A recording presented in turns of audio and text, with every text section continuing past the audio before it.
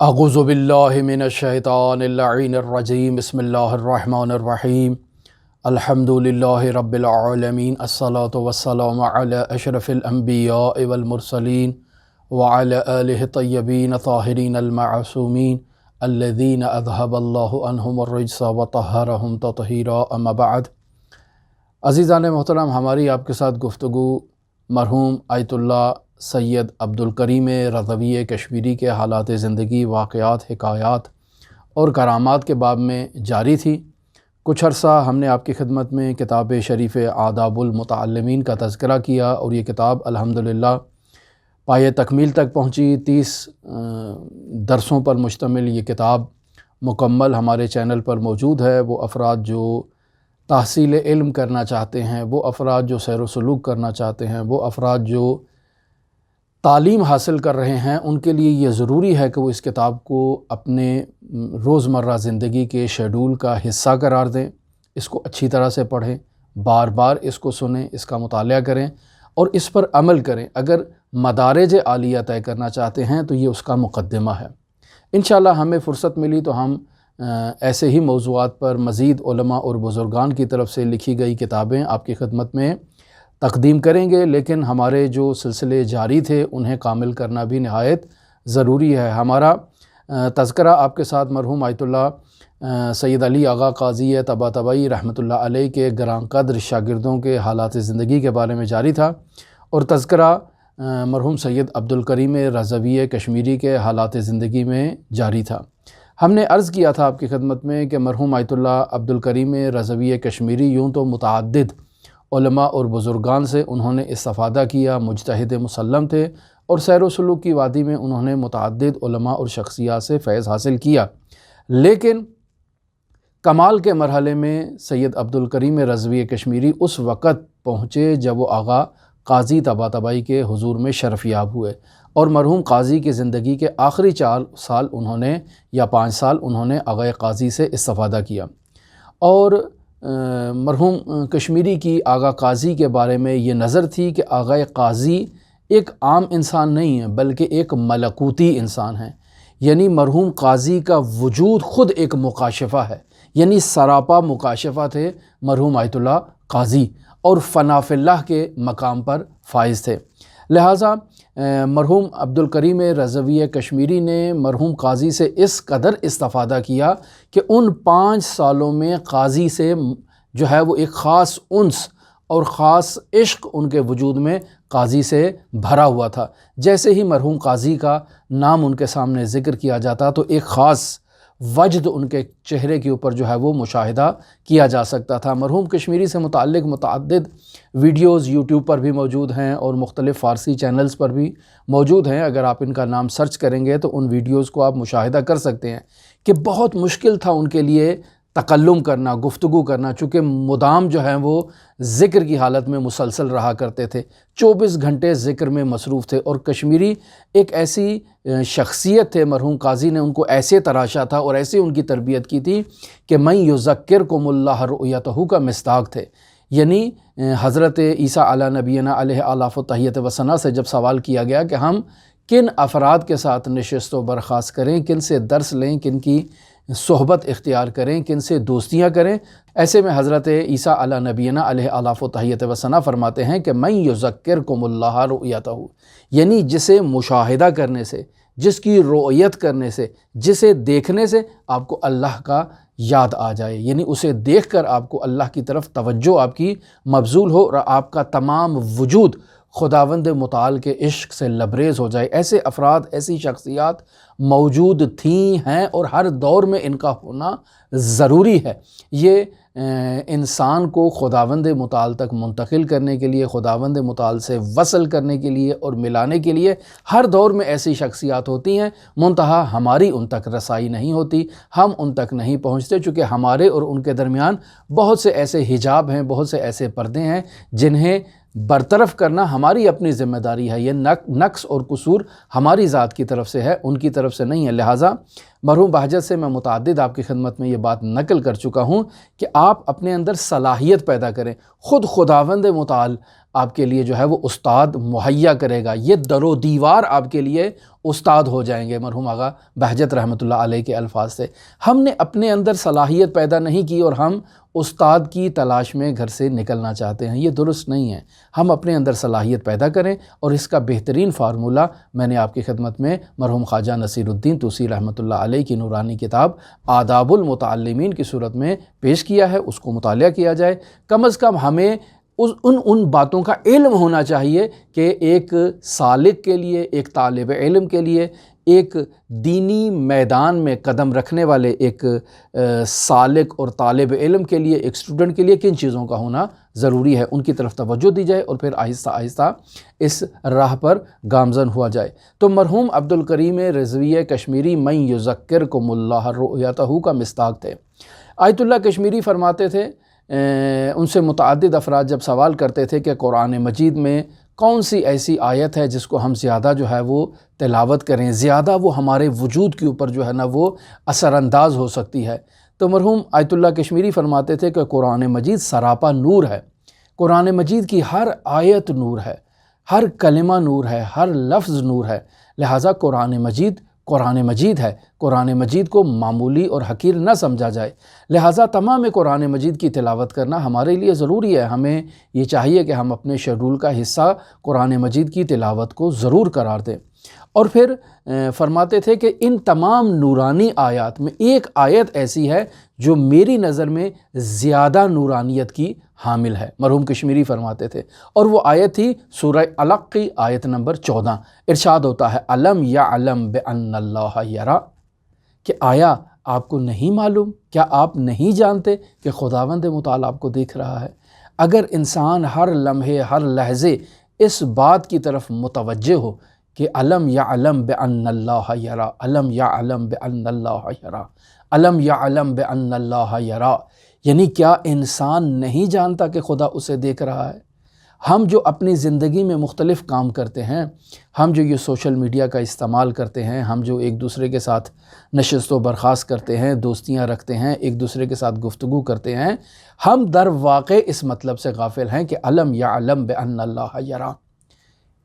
ہم نہیں جانتے کہ خداوند متعال ہمیں دیکھ رہا ہے۔ اگر ہمیں اس بات کا علم ہو جائے، الم یعلم، وہ نہیں جانتے کہ بان اللہ یرا، کہ اللہ انہیں دیکھ رہا ہے، اگر وہ جان لے کہ بان اللہ یرا، کہ خداوند متعال انہیں دیکھ رہا ہے، تو ان کی کیفیت میں خود بخود تبدیلی آ جائے گی۔ وہ اپنے آپ کو ہر وقت ایک ایسے حضور میں، کہ جو حضور خداوند متعال ہے،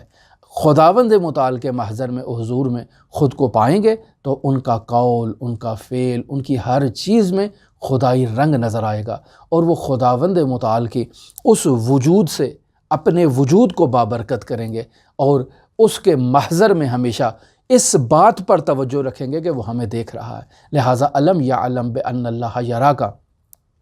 انسان تکرار کرے اور ہر روز اس بات کی طرف توجہ کرے کہ الم یعلم بان اللہ یرا، کہ خداوند متعال اسے دیکھ رہا ہے، خداوند متعال اسے دیکھ رہا ہے۔ مرحوم کشمیری نے اس آیت کا اس قدر تکرار کیا کہ الم یعلم بان اللہ یرا، الم یعلم بان اللہ یرا، اس قدر تکرار کیا کہ مرحوم کشمیری کی حالت غیر ہو گئی، اس قدر گریہ کیا انہوں نے اسی جملے کے اوپر کہ الم یعلم بان اللہ یرا، یعنی سائل سوال کرنے آیا تھا کہ قرآن مجید کی آیات تو نورانی ہے، بتائیں کون سی آیت سب سے زیادہ نورانی ہے؟ کہا یہ آیت الم یعلم بان اللہ یرا، یہ سب سے زیادہ نورانی آیت مجھے محسوس ہوتی ہے۔ کیوں؟ چونکہ وہ مجھے دیکھ رہا ہے۔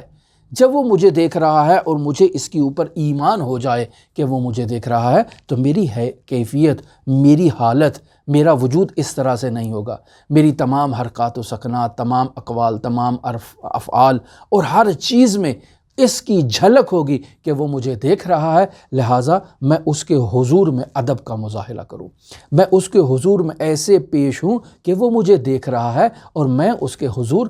سرخ رو ہو جاؤں، اور وہ یعنی اس کے حضور شرمندہ نہ ہوں کہ خداوند متعال مجھے دیکھ رہا ہے اور میں کیسے افعال اس کے حضور انجام دے رہا ہوں۔ مرحوم کشمیری رحمۃ اللہ علیہ کی عملی زندگی میں اگر آپ دیکھیں تو نجف اشرف عراق کے اندر ان کا گھر حرم مطہر حضرت سید الاوصیاء امیر المؤمنین علی ابن ابی طالب علیہ آلاف و تحیت و ثنا سے 3 یا 4 کلومیٹر کے فاصلے پر تھا۔ ایسے میں عبد الکریم رضویہ کشمیری ہر روز دن میں 2 مرتبہ اپنے گھر سے پیدل مولا الموحدین کی زیارت کے لیے تشریف لاتے اور پھر پیدل واپس جاتے۔ یعنی آپ خود اندازہ لگائیں کہ اگر 4 کلومیٹر کا سفر ہے تو 4 کلومیٹر کے لیے آنا حرم کی طرف، پھر 4 کلومیٹر کے لیے واپس جانا، 8 کلومیٹر ہو گئے، پھر دوبارہ 4 کلومیٹر آنا اور پھر 4 کلومیٹر واپس جانا۔ یہ روٹین تھی مرحوم عبد الکریم رضویہ کشمیری کی نجف اشرف عراق میں۔ مرحوم عبد الکریم نجف میں جب تدریس کیا کرتے تھے، درس پڑھایا کرتے تھے، تو ان کے درس میں ان سے عمر میں 20 سال یا 30 سال بزرگ تر افراد بھی شریک ہوا کرتے تھے۔ تو ایسے میں عبد الکریم رضویہ کشمیری ان کا بہت احترام کیا کرتے تھے، بہت محبت کیا کرتے تھے، انہیں اپنے گھر میں دعوت دیا کرتے تھے کھانے کے لیے۔ لیکن احترام کی یہ کیفیت ہوا کرتی تھی کہ کشمیری ان کے سامنے ایسے جیسے تشہد کی حالت میں انسان بیٹھتا ہے، ایک خاص حالت ہے وہ، اس میں احترام کی خاطر ان کے سامنے ایسے بیٹھا کرتے تھے۔ جب وہ گفتگو کر رہے ہوتے تھے تو کشمیری فقط سنا کرتے تھے، لب کشائی نہیں کیا کرتے تھے۔ حالانکہ وہ عبد الکریم رضویہ کشمیری کے شاگرد تھے، لیکن ان کی عمر کی وجہ سے ان کا اس قدر احترام کیا کرتے تھے، سادات کا فوق العادہ احترام کیا کرتے تھے مرحوم کشمیری۔ آج کے دور میں متاسفانہ بعض لوگ اس احترام سادات کو زیادہ اہمیت نہیں دیتے، بعض لوگ اس میں اعتراضات نکالنے کی کوشش کرتے ہیں، کیڑے نکالنے کی کوشش کرتے ہیں۔ ہم اب تک آپ کی خدمت میں سیر و سلوک کے علماء اور بزرگان سے اس بات کو متعدد مرتبہ نقل کر چکے ہیں کہ سادات کا احترام نہایت ہی ضروری ہے اور بہت بنیادی حیثیت رکھتا ہے سیر و سلوک کے اندر۔ لہٰذا آپ دیکھیں، ہم نے آپ کی خدمت میں نقل کیا مرحوم آغا شیخ حسن علی اصفہانی نخودکی کا کہ انہوں نے سیر و سلوک کے جو طالبین ہیں ان کے لیے جو وصیت کی اور جو وظائف مقرر کیے، اس میں ایک وظیفہ یہ بھی تھا کہ سادات کا احترام کیا جائے۔ لہٰذا مرحوم عبد الکریم رضویہ کشمیری سادات کا بہت احترام کیا کرتے تھے۔ مرحوم عبد الکریم رضویہ کشمیری کے ہاتھ پر ایک انگوٹھی تھی عقیق کی، جس کے اوپر یہ مطلب تحریر تھا: لا الہ الا اللہ الحق المبین، لا الہ الا اللہ الحق المبین، لا الہ الا اللہ الحق المبین۔ یہ اس انگوٹھی کے اوپر تحریر تھا اور مرحوم کشمیری باقاعدہ اسے چوما کرتے تھے، جو حاضرین نے اس مطلب کو مشاہدہ کیا ہے اور بعد میں نقل کیا ہے۔ مرحوم کشمیری نے جو یہ انگوٹھی پہ جو لا الہ الا اللہ الملک الحق المبین تحریر کروایا تھا، اس کی بنیادی وجہ یہ تھی کہ حضرت سید الاوصیاء امیر المومنین علی ابن ابی طالب علیہ آلاف و تحیت و ثنا کے دست مبارک میں بھی ایک یاقوت کی انگوٹھی تھی، جس کے اوپر یہی عبارت تحریر تھی کہ لا الہ الا اللہ الملک الحق المبین، یہی عبارت تحریر تھی۔ اور پھر حضرت امام حسن علیہ آلاف و تحیت و ثنا سے یہ بات نقل ہے کہ ایک روز انہوں نے حضرت عیسیٰ علی نبینا و علیہ آلاف و تحیت و ثنا کو عالم رؤیا میں مشاہدہ کیا، تو حضرت عیسیٰ نے انہیں یہ بات بتائی کہ اپنی جو انگوٹھی آپ استعمال کر رہے ہیں اس کے اوپر یہ عبارت تحریر کرائیں: لا الہ الا اللہ الملک الحق المبین۔ کبھی آپ کے اوپر ہم و غم و پریشانیاں آپ کے قریب نہیں آئیں گی۔ لہٰذا مرحوم کشمیری نے اس کو باقاعدہ اپنی انگوٹھی پر عقیق پر تحریر کروا رکھا تھا: لا الہ الا اللہ الملک الحق المبین۔ اب آپ اس کو عقیق پہ لکھوائیں یا آپ اسے یاقوت پر لکھوائیں، چونکہ امیر المومنین کے ہاں یاقوت پر تھا اور آغا کشمیری نے عقیق پر لکھوایا ہوا تھا، یہ آپ کے اپنا سلیقہ ہے کہ آپ کس پہ لکھوائیں، لیکن اگر امیر المومنین کے اقتداء کریں تو وہ زیادہ بہتر ہے کہ لا الہ الا اللہ الملک الحق المبین اس پر لکھوایا جائے۔ لیکن اگر ہم دیکھیں تو حضرت عیسیٰ علی نبینا و علیہ آلاف و تحیت و ثنا نے پتھر کی جنس معین نہیں کی ہے اور کہا ہے کہ اپنی انگوٹھی پر اس نقش کو تحریر کروایا جائے۔ مرحوم کشمیری سے متعدد لوگ توسل کے لیے رجوع کیا کرتے تھے کہ ہم حضرت صدیقہ طاہرہ فاطمہ زہرا سلام اللہ علیہا سے توسل کرنا چاہتے ہیں، آپ ہمیں بتائیں ہم کیا کریں۔ تو مرحوم کشمیری فرمایا کرتے تھے کہ حضرت صدیقہ طاہرہ سے اگر آپ توسل کرنا چاہتے ہیں تو وہ نماز جو حضرت صدیقہ طاہرہ سے منسوب ہے اور کتابوں میں مدون ہے، اس نماز کو کثرت سے آپ پڑھا کریں۔ حضرت صدیقہ طاہرہ سے توسل کرنے کا اور رابطہ کرنے کا راستہ جو ہے وہ نماز حضرت صدیقہ طاہرہ سلام اللہ علیہا ہے، یا اس کے علاوہ مجالس عزا کا انعقاد کیا جائے اور حضرت صدیقہ طاہرہ سلام اللہ علیہا سے باقاعدہ توسل کیا جائے۔ مرحوم کشمیری اپنے شاگردوں کو تلقین کیا کرتے تھے کہ حضرت صدیقہ طاہرہ سلام اللہ علیہا کے لیے اپنے گھر میں 3 دن مجالس منعقد کریں تاکہ آپ کی مشکلات جو ہیں وہ برطرف ہو۔ حضرت امام علی علی ابن موسیٰ الرضا علیہ آلاف و تحیت و ثنا سے توسل کے لیے کسی نے سوال کیا کہ ہم امام رضا سے توسل کرنا چاہتے ہیں تو آپ بتائیں ہم کیا کریں؟ فرمایا کہ جائیں حضرت علی ابن موسیٰ الرضا کے حرم مطہر میں اور 400 مرتبہ آیہ نور کی تلاوت کریں حضرت علی ابن موسیٰ الرضا کے حرم میں، یہ آپ کی مشکلات کو برطرف کرے گی اور امام رضا علیہ آلاف و تحیت و ثنا سے توسل کے لیے نہایت ہی مفید ہے۔ حضرت امام محمد تقی الجواد علیہ آلاف و تحیت و ثنا جن کی شہادت کا روز بھی قریب ہے، تو امام جواد علیہ السلام سے توسل کے لیے لوگ آغا کشمیری سے رابطہ کیا کرتے تھے۔ کسی کو گھر چاہیے وہ گھر خریدنا چاہتا ہے، کسی کو گاڑی چاہیے، کسی کو رزق میں تنگی ہے، رزق میں وسعت کے لیے وہ امام جواد سے توسل کرنا چاہتا ہے، کسی کو شادی بیاہ کے مسائل ہیں اور وہ امام جواد علیہ السلام سے توسل کرنا چاہتا ہے۔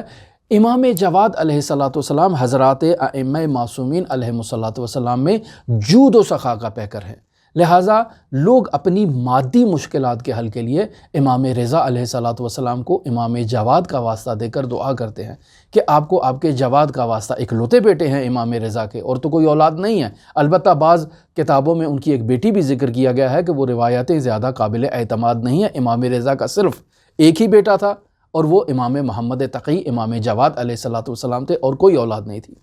تو امام جواد چونکہ ایک ہی بیٹے تھے اور ایسے بیٹے تھے جو مولود بابرکت تھے اسلام کے اندر، لہٰذا لوگ امام جواد علیہ السلام کا واسطہ دے کر امام رضا علیہ السلام سے اپنی مادی مشکلات کے حل کے لیے رابطہ کیا کرتے ہیں اور توسل کیا کرتے ہیں۔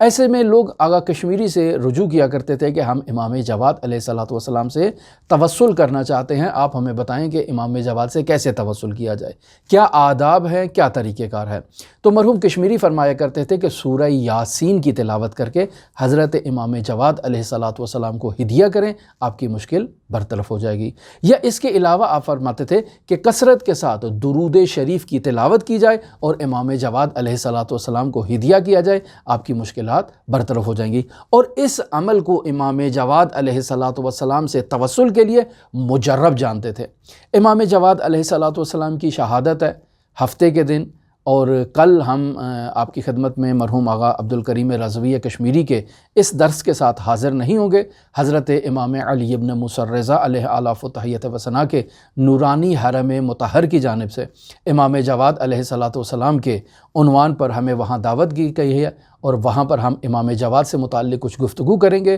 اور کل آپ ہمارے اسی چینل پر اس گفتگو کو ملاحظہ کریں گے۔ آج امام جواد علیہ السلام کی اس توسل پر ہم اپنی گفتگو کو ختم کرتے ہیں، اور پھر انشاءاللہ اتوار کے روز دوبارہ مرحوم آیت اللہ عبدالکریم رضوی کشمیری کے حالات زندگی کے ساتھ آپ کی خدمت میں حاضر ہوں گے۔ ہماری دعا ہے کہ خداوند متعال ہمیں حضرات اہل بیت علیہ السلام سے توسل کرنے کی درست معرفت عطا فرمائے اور درست طریقہ عطا فرمائے، تاکہ ہم ان ہستیوں سے توسل کر سکیں اور ان کا قرب اختیار کر سکیں۔ اللہم صلی علی محمد و آل محمد وعجل فرج قائم آل محمد۔